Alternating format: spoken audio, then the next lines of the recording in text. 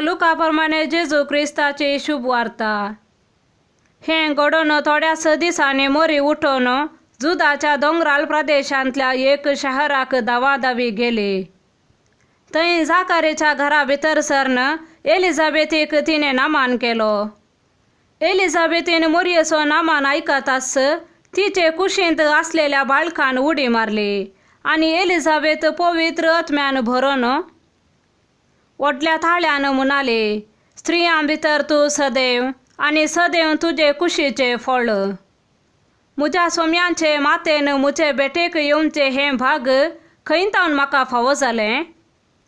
तुझ्या नामानाचो शब्द म्हज्या कानांत पडताच म्हजे कुशींतल्या बाळकान उल्हासान उडी मारली. सर्वेस्परान आपणाक कलीत केल्ल्यो संगती घडोवन येतल्यो म्हूण सतमनलेली तूं कितली भागी. तवळ मोरी म्हणा लागली, म्हजो जीव सर्वेस्पराची वडवीक गाता, म्हजो आत्मो देवा म्हज्या थारोकातय संतोषान उरता. कित्याक आपले किरकोळ चारणदासीचेर ताणे दया दिश्ट घाली देखून ह्या फुडा सर्व संतती म्हाका सदैव म्हणून पासारतल्यो. कित्याक शक्तिवंतान म्हजे पासत विचित्र कामां केल्यांत भाग्यवंत ताचे नांव.